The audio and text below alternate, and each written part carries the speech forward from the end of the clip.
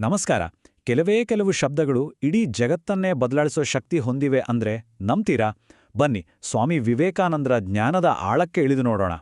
ಸರಿ, ಈ ಕತೆ ಶುರುವಾಗೋದು 1893ರಲ್ಲಿ ಚಿಕಾಗೋದಲ್ಲೂ.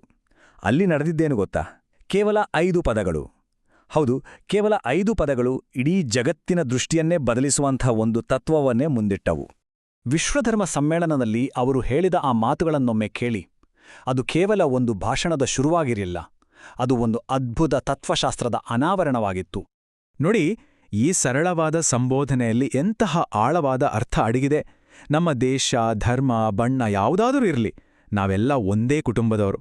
ನಮ್ಮನ್ನೆಲ್ಲ ಬೆಸೆಯೋ ಒಂದು ಕಾಣದ ದಾರ ಇದೆ ಅಂತ ಹೇಳಿದ ಹಾಗೆ ಇದು. ಆದರೆ ಕೇಳಿ, ಇಂಥ ದೊಡ್ಡ ದೊಡ್ಡ ಮಾತುಗಳನ್ನ ಹೇಳೋದು ಸುಲಭ ಅಲ್ವಾ? ಆದರೆ ಅದನ್ನ ಬದುಕಿ ತೋರಿಸೋದು ಹೇಗೆ? ಸರಿ, ವಿವೇಕಾನಂದರು ಅಮೆರಿಕಾಗೆ ಹೋಗೋಕ್ಕೂ ಮುಂಚೆ ನಡೆದ ಒಂದು ಸಣ್ಣ ಘಟನೆ ಅವರ ವ್ಯಕ್ತಿತ್ವದ ನಿಜವಾದ ಆಳವನ್ನೇ ನಮಗೆ ತೋರಿಸುತ್ತೆ.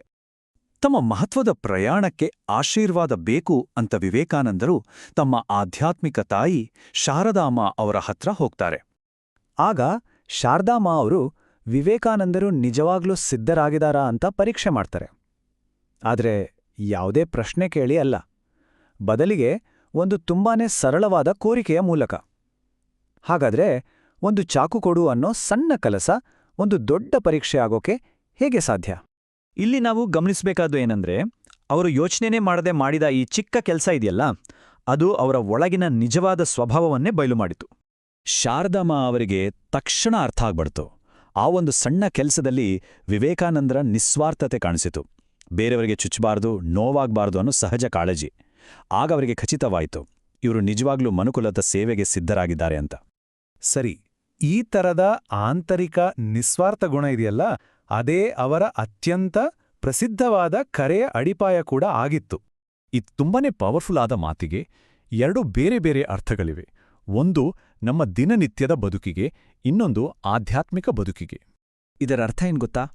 ಪ್ರತಿಯೊಬ್ಬರಿಗೂ ಅವರ ಜೀವನದ ಯಾವುದೇ ಹಂತದಲ್ಲಿರಲಿ ಒಂದು ಸ್ಪಷ್ಟವಾದ ಗುರಿ ಇದೆ ಅಂತ. ಜೀವನದಲ್ಲಿ ಕಷ್ಟಪಡ್ತಿರೋರಿಗೂ ಸರಿ, ಯಶಸ್ಸು ಕಂಡವರಿಗೂ ಸರಿ, ಇಬ್ರಿಗೂ ಇದು ದಾರಿದೀಪ. ಸರಿ, ಈ ಪ್ರಯಾಣವನ್ನ ಶುರು ಮಾಡೋಕೆ ಒಂದು ಸರಿಯಾದ ನಂಬಿಕೆ ಬೇಕು.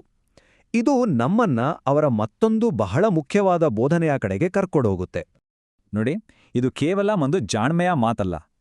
ನಿಜವಾದ ನಂಬಿಕೆ ಅಂದ್ರೆ ವಿಶ್ವಾಸ, ಮತ್ತು ಕುರುಡು ನಂಬಿಕೆ ಅಂದ್ರೆ ಅಂಧವಿಶ್ವಾಸದ ನಡುವಿನ ಬಹುದೊಡ್ಡ ವ್ಯತ್ಯಾಸವನ್ನೇ ಇದು ಎತ್ತಿ ತೋರಿಸುತ್ತೆ. ಈ ವ್ಯತ್ಯಾಸವನ್ನ ಇನ್ನೂ ಚೆನ್ನಾಗಿ ಅರ್ಥ ಮಾಡ್ಕೊಳ್ಳೋಕೆ ಬನ್ನಿ ಈ ಮುಳುಗ್ತಾ ಇರೋ ವ್ಯಕ್ತಿಯ ಕಥೆಯನ್ನ ನೋಡೋಣ. ಆಗ ದೇವರು ಉತ್ತರ ಕೊಟ್ಟಿದ್ದು, ಅಯ್ಯೋ ಮೂರ್ಖ, ನಾನೇ ಅಲ್ವಾ ದೋಣಿ ಕಳಿಸಿದ್ದು, ಹೆಲಿಕಾಪ್ಟರ್ ಕಳಿಸಿದ್ದು. ಇದರಿಂದ ಏನ್ ಗೊತ್ತಾಗುತ್ತೆ? ದೈವದ ಸಹಾಯ ಸಿಗಬೇಕಂದ್ರೆ ನಮ್ ಕಡೆಯಿಂದ ಪ್ರಯತ್ನನೂ ಇರಲೇಬೇಕು ಅಂತ. ಹಾಗಾದ್ರೆ ನಿಜವಾದ ನಂಬಿಕೆ ಅಂದ್ರೆ ಕೈಕಟ್ಕೊಂಡು ಕೂರೋದಲ್ಲ, ಅದು ನಮ್ಮ ಪ್ರಯತ್ನದ ಜೊತೆ ನಿಲ್ಲೋ ಒಂದು ಶಕ್ತಿ. ಅದು ಆಕ್ಟಿವ್ ಆಗಿರ್ಬೇಕು, ಪಾಸಿವ್ ಅಲ್ಲ. ಸರಿ, ಇದೆಲ್ಲವೂ ನಮ್ಮನ್ನ ಈ ಪ್ರಯಾಣದ ಕೊನೆ ನಿಲ್ದಾಣಕ್ಕೆ ಕರ್ಕೊಂಡು ಹೋಗುತ್ತೆ. ಅದೇ ಜೀವನದ ನಿಜವಾದ ಉದ್ದೇಶ. ಇದಕ್ಕೆ ಒಂದು ಸುಂದರವಾದ ಉದಾಹರಣೆ ಮೂಲಕ ತುಂಬಾನೇ ಆಳವಾದ ಉತ್ತರ ಸಿಗುತ್ತೆ. ಒಂದೇ ಒಂದು ಕ್ಷಣ ಇದ್ರ ಬಗ್ಗೆ ಯೋಚನೆ ಮಾಡಿ. ಅಲೆಗೂ ಸಾಗರಕ್ಕೂ ಇರುವ ನಿಜವಾದ ಸಂಬಂಧವಾದ್ರೂ ಏನು? ಅಲೆ ನೀರನ್ನ ಎಲ್ಲೂ ಹುಡುಕಬೇಕಾಗಿಲ್ಲ, ಯಾಕಂದ್ರೆ ಅಲೆನೇ ನೀರು ಅಲ್ವಾ? ಅದು ತನ್ನ ನಿಜವಾದ ಸ್ವರೂಪ ಏನು ಅಂತ ಅರ್ಥ ಮಾಡ್ಕೊಂಡ್ರೆ ಸಾಕು.